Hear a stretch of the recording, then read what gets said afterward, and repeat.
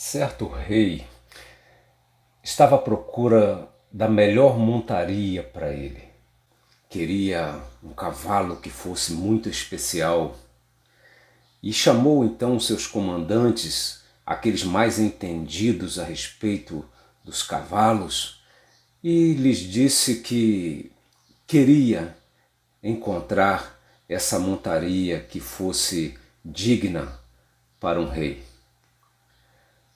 Um de seus comandantes de cavalaria então se apresentou como um perito e disse que sabia de um cavalo baio, descendente de uma linhagem de excelentes cavalos que foram montarias de outros grandes reis do Oriente.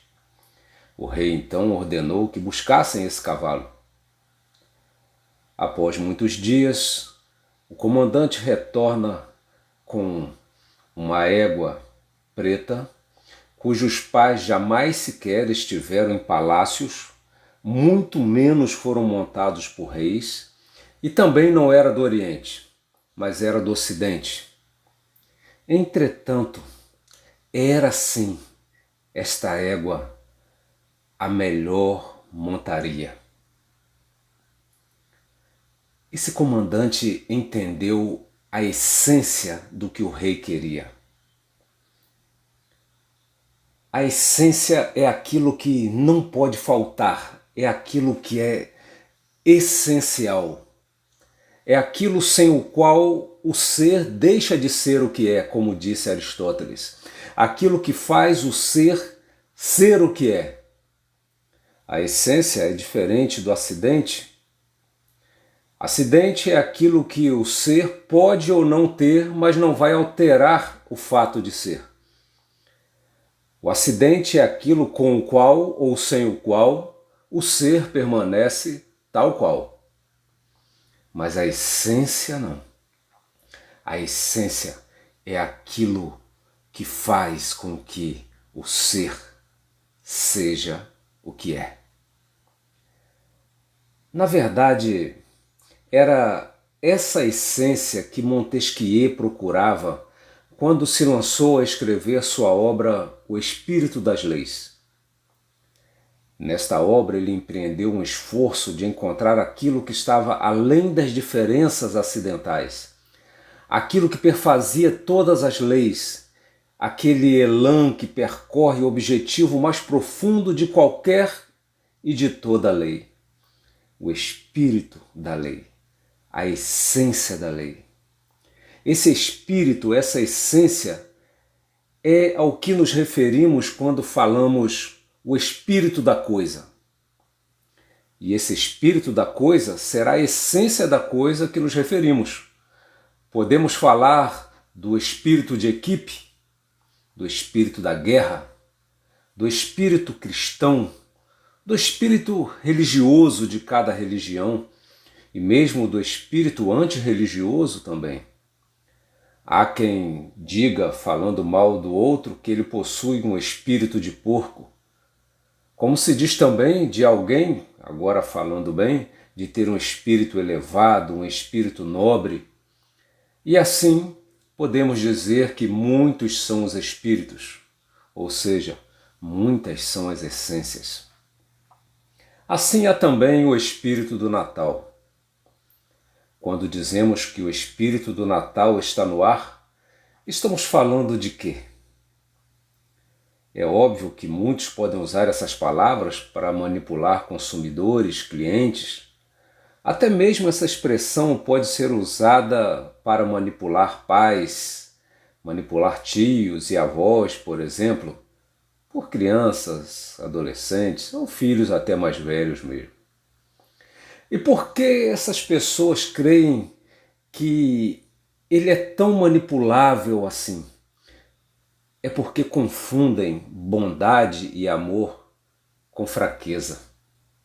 O verdadeiro espírito do Natal é aquele que sobressai na boa vontade de Cristo, aquele cujo nascimento origina esta emanação, a vontade de ajudar, a vontade de perdoar, de fazer o outro feliz. Mesmo tendo em conta toda a contestação que existe sobre a data do nascimento de Cristo, o que o Natal evoca é o espírito do seu nascimento. É um dia para se deixar influenciar por esta essência do bem. Alguém que não precisava fazer o que fez, mas fez. Que não era devedor do favor que fez, que se dispôs a perdoar antecipadamente o mal que lhe fariam, sem ostentação, humildemente. O presépio, hoje símbolo deste fato, na verdade era um lugar mal cheiroso, cheio de moscas e animais nada higienizados. Ali foi sua maternidade real. De fato, ele enfeitava o ambiente com a simplicidade, com a graça, a misericórdia. Aquele coxo onde os animais comiam, que na linguagem natalina é mais conhecido por manjedoura, foi certamente limpo o melhor possível por José e arrumado do modo mais confortável ao seu alcance, para que Maria ali trouxesse à luz o pequeno e grandioso rei. Noutra ocasião, certamente eles teriam encontrado uma pousada com vagas para que pudessem pernoitar. Mas, naquele dia, os que chegaram primeiro, os que pagaram mais, os que tinham mais fama ou mais autoridade, ocuparam todo o espaço disponível. Não é que recusaram o casal prestes a dar à luz, apenas não havia o espírito do Natal. O espírito do Natal é o que cede para o bem alheio. É aquele que faz, por exemplo, um jovem dar lugar a um senhor, que faz oferecer um emprego a quem ainda não tem experiência. É o espírito que divide o pão, que divide a palavra, divide a atenção. O espírito do Natal é o espírito do sacrifício, de abrir mão de certas regalias e direitos em favor daquele que precisa. É claro que o espírito de Natal pode ser visto nas lojas, quando você compra um presente com carinho e seus olhos já brilham imaginando o sorriso da criança que vai recebê-lo, ou quando pensa na necessidade daquela pessoa que sequer imagina que vai ter um tal problema resolvido. Pode estar no coração daquele que confecciona com desvelo uma lembrancinha para distribuir para aqueles a quem ama. O espírito do Natal pode estar presente na canção preparada com tanto esmero, na comida especial feita com afeto, ou no lavar a louça para alguém que já se cansou de tanto fazer por você. O espírito de Natal pode estar no desejo de dar o presente que não pôde comprar, ou na viagem de reencontro que tanto quis, mas não pôde empreender. Sem dúvida, esse espírito está no cuidado dos pais que acalentam seus filhos em seus braços e no cuidado dos filhos que amparam seus pais idosos com ternura. Está nas ruas, entre os que trabalham para a segurança dos demais, assim como em todos os que em seu plantão não deixam faltar o essencial para a alegria dos outros. Espírito de Natal, presente nos que cumprem o seu dever com afeição, andando a segunda milha, pode estar presente no coração do mais simples ou da maior autoridade, dos maiores governantes que se preocupam com que haja pão em toda a mesa, água em todo copo e alegria em todo lar.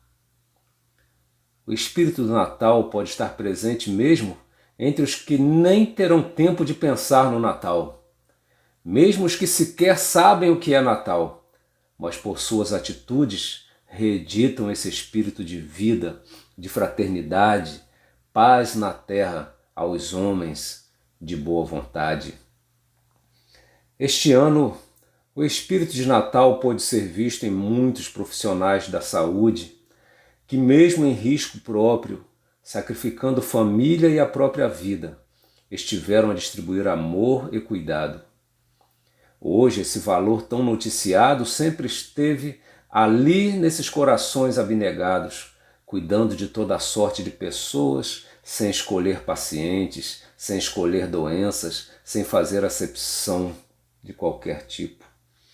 Eis o Espírito de Natal, cujo holofote é a luz do céu, não das câmeras. Ah, o Espírito do Natal se encontra nas lágrimas que sentem saudade, mas também no sorriso dos que podem estar com os seus.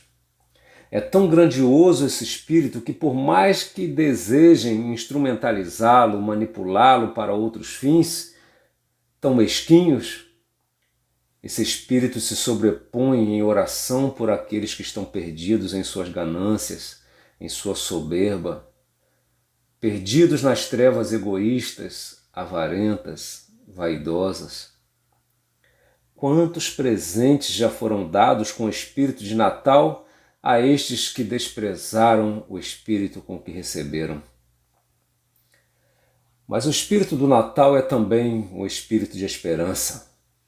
Esperança de transformações de corações endurecidos em corações sensíveis. Esperança de abrir olhos que são cegos para o amor. Esse Espírito está presente em cada prece que busca perdão, em cada conselho que intenta reatar relacionamentos, em cada palavra que busca salvar.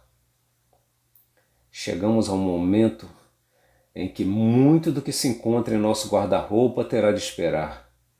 Viagens serão postergadas, festas não serão realizadas, sonhos cancelados, desde sonhos simples àqueles que preferimos em reverência não explicitar aqui. Tempo em que descobrimos que a vida precisa ser reavaliada com outras prioridades. O Espírito de Natal é o espírito de releitura de nossas prioridades. E não foi isso que ele nos ensinou? O Espírito de Natal exalta heróis da bondade, heróis altruístas, como o bondoso Nicolau, que feliz distribuía presentes para as crianças, apesar do quanto isso lhe era custoso. O Espírito do Natal é aquele que protege, isolando familiares, e é aquele que vai à luta para garantir o alimento. Enfim, o Espírito de Natal é o de gratidão. Você já pensou nas pessoas a quem agradecer neste Natal? Reconhecer o cuidado, a atenção, o Espírito de Natal com o Espírito de Natal. Nada substituirá seu gesto de gratidão.